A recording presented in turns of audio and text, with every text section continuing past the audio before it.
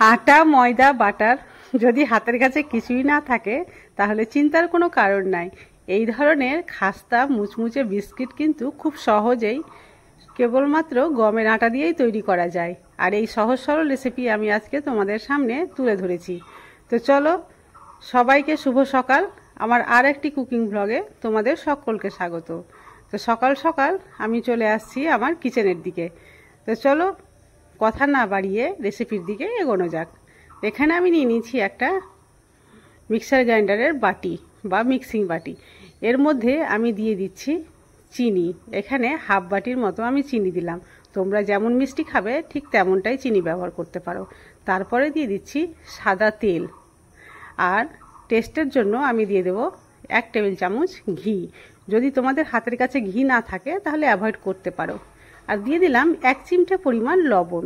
লবণটা একটু কম করেই দিতে হবে, মিষ্টি জিনিসে লবণ দিলে খুব ভালো লাগে। তো চলো, এবার এটা আমি গ্রাইন্ড করে নিয়ে আসছি। তো গ্রাইন্ড করা হয়ে গেছে। এবার একটা বোল নিয়েছি, আর সেই বোলে কিন্তু এটা ঢেলে নেব।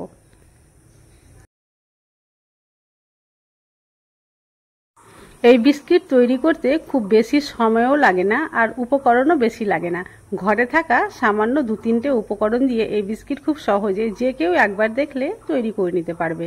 তো আমি কিন্তু এই ধরনের সহজ সরল রেসিপি প্রতিদিনই নিয়ে আসি।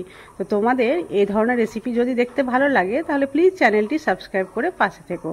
আর যদি আগে থেকে সাবস্ক্রাইব করে থাকো তাহলে তোমাদের জন্য রইল অসংখ্য ধন্যবাদ। তো চলো, এটা মিক্সিং জার থেকে ঢালা হয়ে গেছে। এবার আমি এখানে দিয়ে দিলাম হাফ টেবিল চামচ কিন্তু বেকিং পাউডার। এখানে আমি বেকিং সোডা দিচ্ছি না, বেকিং পাউডার দিচ্ছি। আর এটা খুব ভালোভাবে মিক্স করে নিলাম। এবার আমি এর মধ্যে দিয়ে দেব আটা। এখানে ময়দা আজকে আমি ইউজ করছি না, আটা ইউজ করছি। আর আটাটা কতটা পরিমাপে দিচ্ছি সেটা আমি তোমাদের বলছি না। অল্প অল্প আটা দেব আর একটা ডো তৈরি করব। এই পর্যায়ে মনে হচ্ছে যে এখনও ডো তৈরি হয়নি, আরও খানিকটা আটা লাগবে। তাই আমি আরও খানিকটা আটা দিয়ে দিলাম আর এইভাবে মাখিয়ে নিচ্ছি। এই ডোটা কিন্তু একটু ঝুরঝুরে টাইপের হবে, সম্পূর্ণভাবে ডো হয়ে আসবে না, অথচ এটাকে ডো মনে করতে হবে। জাস্ট এই রকম আমার হাতের দিকে দেখো, তাহলে বুঝতে পারবে যে কেমন ডোটা তৈরি করতে হবে। দেখো, ডো তৈরি হয়ে গেছে, আর এখানে কিন্তু আটা দিতে হবে না। এবার আজকের বিস্কিটের যে ডিজাইন সেটা কিন্তু আমি চিরুনি দিয়ে করব। অবশ্যই চিরুনিটা নতুন থাকা দরকার। তো এখানে আমি একটা নতুন চিরুনি নিয়েছি, সেটা সাইডে সরিয়ে রাখলাম। আর যে থালাতে বেক করব সেটাতে আমি কিন্তু বাটার পেপার বা তেল ইউজ করব না। আজকে আমি শুধু মাত্র আটা ছড়িয়ে দিলাম উপর থেকে। আর যে জায়গাগুলো একটু একটু ফাঁকা রয়েছে সেখানেও উপর থেকে খানিকটা আটা দিয়ে দিচ্ছি, যাতে থালাতে সম্পূর্ণভাবে আটার গুঁড়োটা লেগে যায়। এভাবে আটার উপরেও যদি বিস্কিট বেক করা যায় তো কোনোভাবে তলায় কিন্তু পুড়ে যাবে না। চলো, থালাটাও রেডি হয়ে গেল। এবার আমি বিস্কিটের ডিজাইনগুলো করে নিই।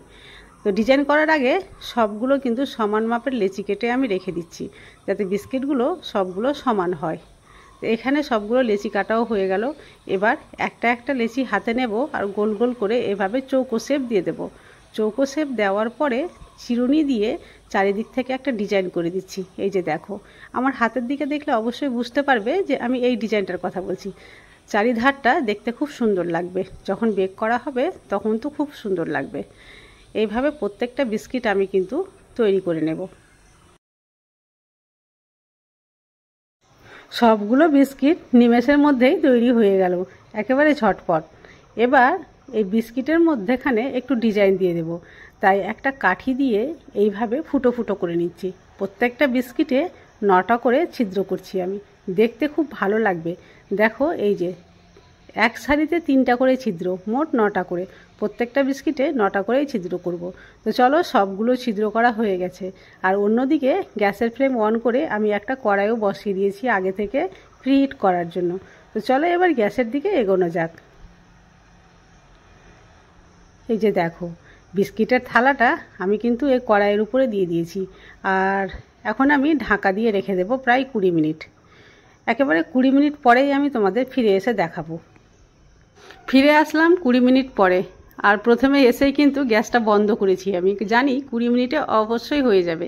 এই যে দেখো, এবার ঢাকনা খুলে দেখাচ্ছি। মধ্যেখানে কোনোভাবে ঢাকনা খুলে দেখার প্রয়োজন মনে করিনি আমি, কারণ আমি জানতাম 20 মিনিটই সময় লাগবে। আর দেখো কত সুন্দর বেক করা হয়েছে।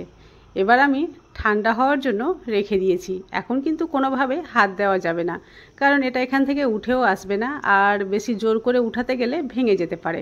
তো চলো একটু যখন ঠান্ডা হবে তখন আমি তোমাদের উঠিয়ে দেখাচ্ছি। যেহেতু ফ্যানের নিচে রেখেছিলাম বেশিক্ষণ অপেক্ষা করতে হয়নি, 5 মিনিটের মধ্যে বিস্কিটগুলো ঠান্ডা হয়ে গিয়েছিল। আর দেখো কত সুন্দরভাবে উঠেও চলে আসছে। আর আওয়াজ শুনে এতক্ষণে নিশ্চয়ই বুঝতে পারছো কতটা খাস্তা হয়েছে। আর পিছন দিকটা দেখো দারুণ বেক করা হয়েছে, তাই না? এইভাবে তোমরা বেকারি থেকে না নিয়ে বাড়িতেই খুব সহজে বেক করে নিতে পারবে বিস্কিট। আর একদিন এই বিস্কিট তৈরি করে প্রায় 1 মাস পর্যন্ত স্টোর করে রাখতে পারবে এয়ারটাইট কন্টেনারে। কোনো রকম অসুবিধা হবে না, বিস্কিট নরমও হয়ে যাবে না। তো এই ধরনের সহজ সরল রেসিপি তোমাদের ভালো লাগলে বেশি বেশি করে শেয়ার করিও, আর আমাকে কমেন্টে এসে অবশ্যই জানাও। তোমাদের একটা কমেন্ট আমাকে নতুন ভিডিও করতে উৎসাহিত করবে। তো চলো একটা বিস্কিট আমি তোমাদের ভেঙেও দেখাচ্ছি কেমন হয়েছে বিস্কিটগুলো। এই যে দেখো কতটা খাস্তা হয়েছে আর কতটা ভুসভুসে হয়েছে, দেখেই বুঝতে পারছো। তো চায়ের সঙ্গে যদি এই রকম বিস্কিট পাওয়া যায় তাহলে আর দোকানের বিস্কিট তো কিনতে ইচ্ছেই করবে না, তাই না? তো এই রকম বিস্কিট বানিয়ে তোমরা নিজেরাও খেতে পারো, বাড়িতে আসা গেস্টদেরও দিতে পারো। আর এই হেলদি বিস্কিট বাচ্চাদেরও দিতে পারো, কোনো রকম ক্ষতি হবে না।